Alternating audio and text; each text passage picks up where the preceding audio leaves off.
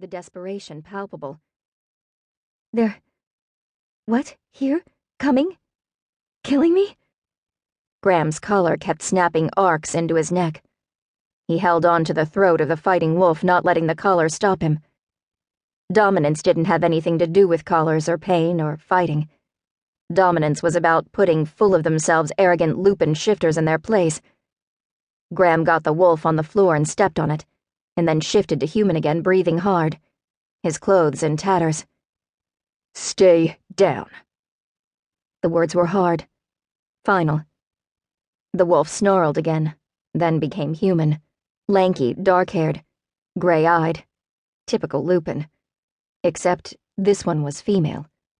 She looked up at him, rage in her eyes. "This isn't over, McNeil." "Famous last words. Your dad sent you, didn't he? Thought maybe I'd claim you if you couldn't best me, right?" The way she looked quickly away told Graham he'd hit upon the truth. She was naked and not bad, but Graham hadn't been able to think about any other female since he'd met Misty. He hadn't mate-claimed Misty, or even had sex with her. Graham had never had sex with a human before, and he feared he'd not be able to gentle himself enough for Misty. The last thing he wanted to do was hurt her. Also, his position as leader of the lupins in this Shiftertown was precarious. His wolves expected him to mate with a lupin, to provide a cub who would be their next leader. If he went into mating frenzy with a human, the more old-fashioned of his wolves might try to solve the problem by killing Misty. But Misty's phone call had his gut churning. Graham climbed to his feet. "I've got to go," he said to the woman.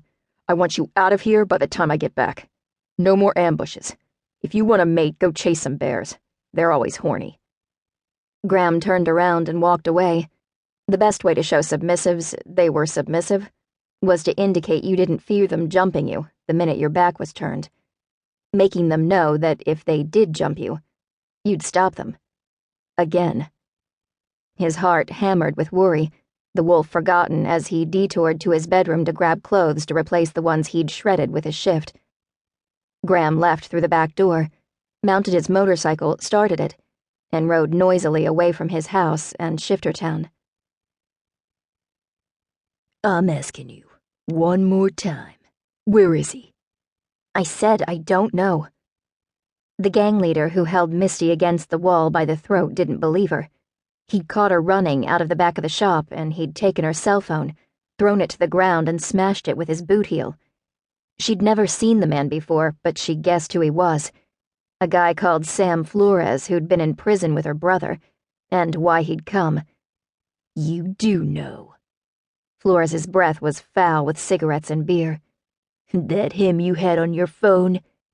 "No." Misty broke off with a grunt as her head smacked into the wall. "I don't know where Paul is. He took off." "Lying bitch." Flores had blue eyes in a sun-darkened face, and dark hair streaked by strong desert sunlight. "I'm going to beat you until you tell me where that asshole is. Then my boys and me will make you understand why you don't mess with us." Misty was so cold with fear she couldn't feel anything anymore. She struggled, though she knew she'd never get away. Paul had been out making deliveries, and Misty really didn't know where he was. She'd called him before she'd called Graham, but she'd had to leave a voicemail telling Paul to lie low.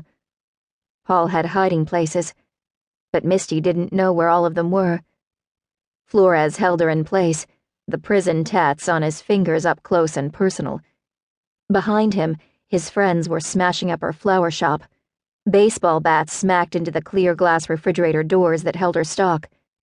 Pots filled with arrangements were thrown against the counter. Glass splintered and flew. The flowers, innocent, scattered everywhere. Broken stems and a river of petals littered the floor. The gang boys got into the refrigerators and smashed the vases there to the floor. Water gushed across the cement and tile, along with all the flowers. Cool, dank air, scented with roses, carnations, calendulas, daisies, and baby's breath, wafted across the shop. "You know you aren't walking out of here," Flores said. "You might as well tell me where he is." Misty didn't bother to answer. If she would die here, the last thing she'd do would be to keep her little brother Paul safe.